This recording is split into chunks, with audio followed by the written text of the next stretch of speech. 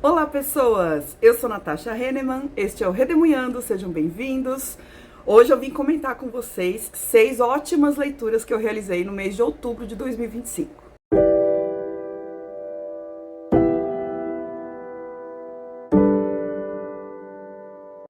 Vamos lá, que tem muita coisa boa e é bastante coisa para eu comentar.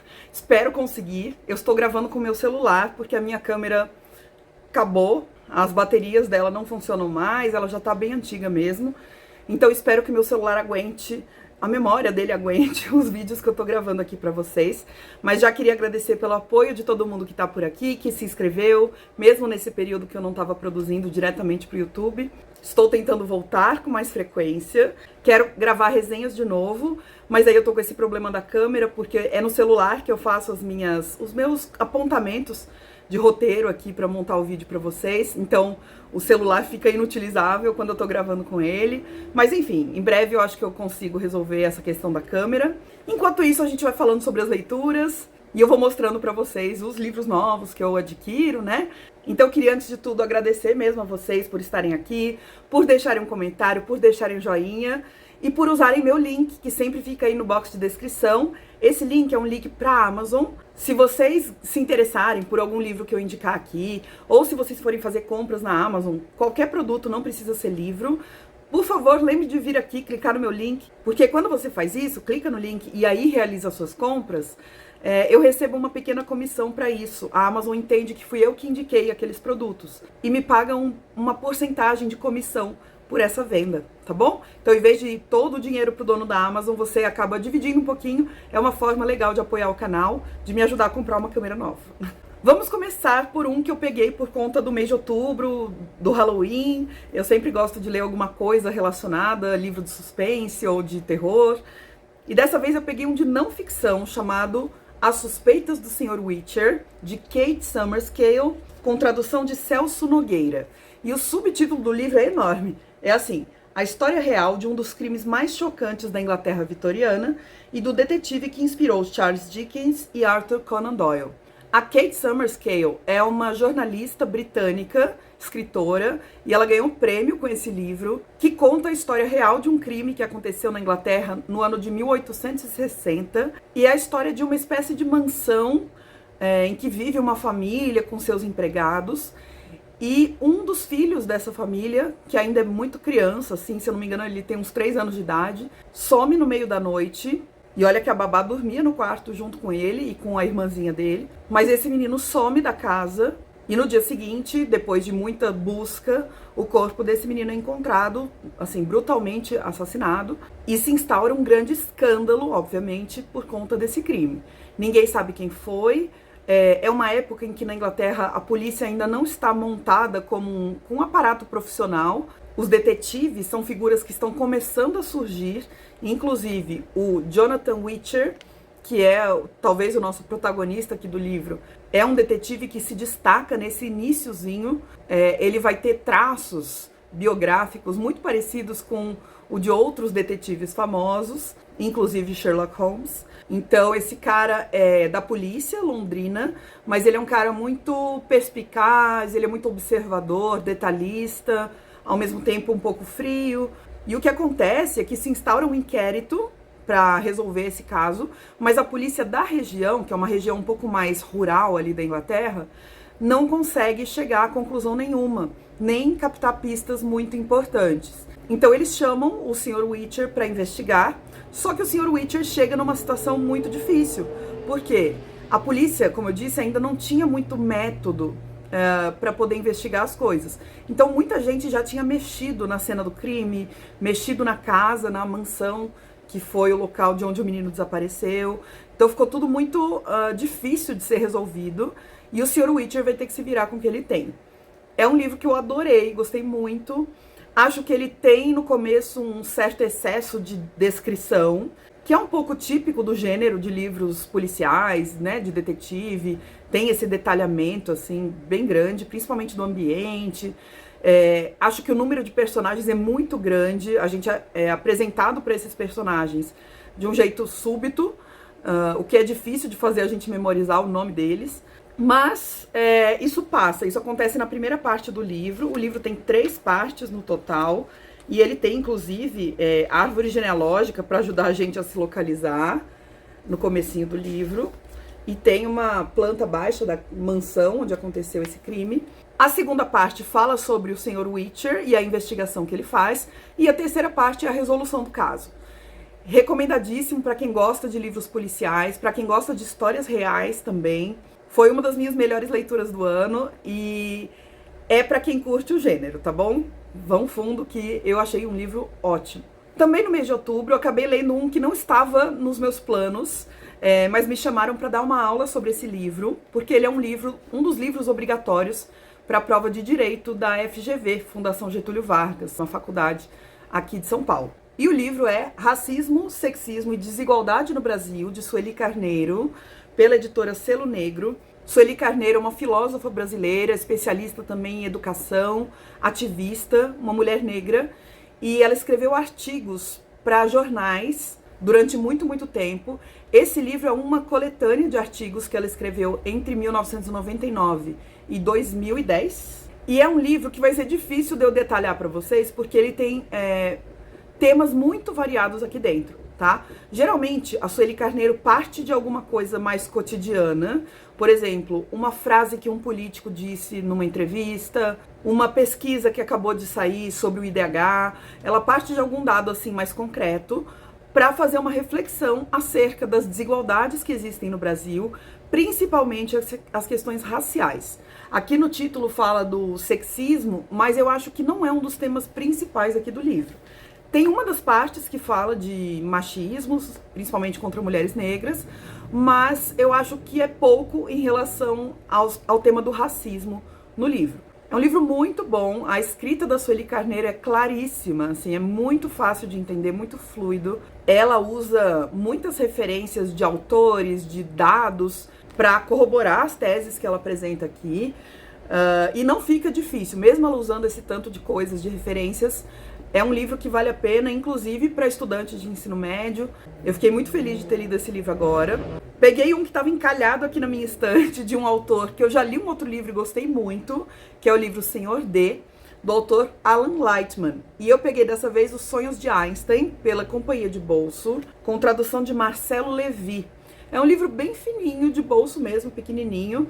O autor é físico e nesse livro ele vai fazer uma brincadeira, como se o Einstein estivesse sonhando com possibilidades de tempos diferentes, de passagem de tempos diversas daquelas que a gente está acostumado. Então esse livro ele tem vários mini contos, cada capítulo é um mini conto de 2 ou 3 páginas, em que ele narra uma realidade em que o tempo é diferente. Por exemplo, tem conto em que ele fala de uma espécie de eterno retorno do Nietzsche, que é assim, e se tudo o que acontece se repetisse novamente e novamente e novamente? Ou seja, depois que você morre, você renasce exatamente no mesmo lugar, faz exatamente as mesmas coisas, tem os mesmos pensamentos, as mesmas escolhas, e isso acontece para todo mundo. Ou então, e se o tempo passasse ao contrário, do futuro para o passado e não do passado para o futuro? E se fosse possível viagem no tempo e existissem viajantes do futuro que vão para o passado, mas que têm medo de mudar qualquer coisinha para não interferir nos acontecimentos futuros? Então ele vai trazendo essas possibilidades, e gente, eu acho que deve ter, talvez, umas 30 possibilidades aqui. É um livro muito interessante, mas ele não é o mais fluido do mundo. Mesmo sendo um livro pequenininho, eu achei ele meio monótono, assim, monótono no sentido de ter um tom só. Então ele acaba não sendo muito empolgante, nem muito fluido. Eu dei uma lida nas resenhas do Scooby e muita gente também achou um livro meio chato, sabe? Ele é muito, muito descritivo e tem poucos personagens. Ele não se aprofunda em nenhum personagem. De vez em quando aparece o Einstein aqui nos interlúdios, mas mesmo assim não é um personagem que você quer saber mais ou que te prende numa história. Aqui não tem uma história. Também não gostei muito de como a esposa do Einstein é retratada aqui, tá? Mas enfim, é um livro do ponto de vista do Einstein também. Então assim, eu achei um livro muito criativo, muito, muito criativo, mas tem ali uns probleminhas de ritmo. Mas tudo bem, valeu a pena. Eu li esse livro porque eu tô fazendo esse ano o desafio do Geek Freak, do Vitor Almeida. chamado Desafio das Palavras-Chave. E no mês de outubro a palavra-chave era noturno. Eu peguei esse daqui porque tem a palavra sonhos na capa, né? Então a gente tem que pegar algum livro da nossa estante que tem a ver com essa palavra-chave. Acabei pegando Sonhos de Einstein. Eu li no mês de outubro também um que está badaladíssimo, o livro Coisa de Rico, do Michel Alcoforado, pela editora Todavia. O subtítulo do livro é A Vida dos Endinheirados Brasileiros. Michel Alcoforado é um antropólogo brasileiro do Rio de Janeiro e ele tem um podcast chamado É Tudo Culpa da Cultura, que é um podcast que eu gostei muito, principalmente da terceira temporada. Eu acho que a terceira temporada é ouro, sobre o corpo. Ele sempre leva algum antropólogo, alguma antropóloga para dar entrevista e falar sobre os mais variados tipos de corpos. O corpo gordo, o corpo velho, o corpo morto. Então, um podcast muito legal. Assistam, aliás, ouçam. E o Michel Alcoforado produziu esse livro, que vem do doutorado dele, se eu não me engano, uma pesquisa mesmo antropológica, em que ele vai pesquisar a vida dos ricos brasileiros. Ele quer tentar entender os códigos das pessoas ricas aqui no Brasil. Como é que elas formam um sentido, quais são as regras que se segue para entrar nesse mundo dos ricos. Só que aqui no livro a gente vai vendo um monte de perrengue pelos quais o Michel Alcoforado passa para poder entrar um pouquinho nesse mundo dos ricos, porque ele mesmo não é rico. Então ele meio que acaba passando por uma série de testes que são testes implícitos, não são testes que todo mundo sabe que existem, formais. São testes de conversa mesmo, quem você conhece, para onde você já viajou, e que te permitem ou não acesso a esse mundo dos ricaços no Brasil.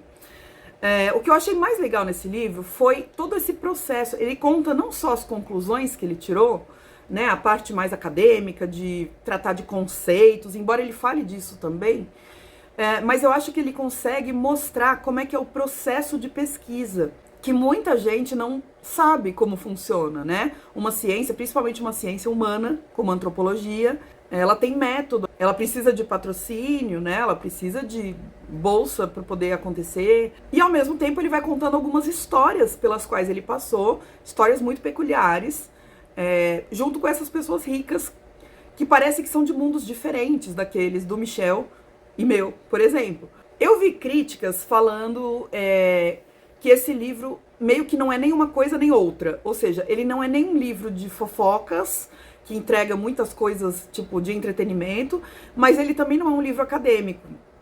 Ele fica num meio termo e tem gente que prefere um ou outro.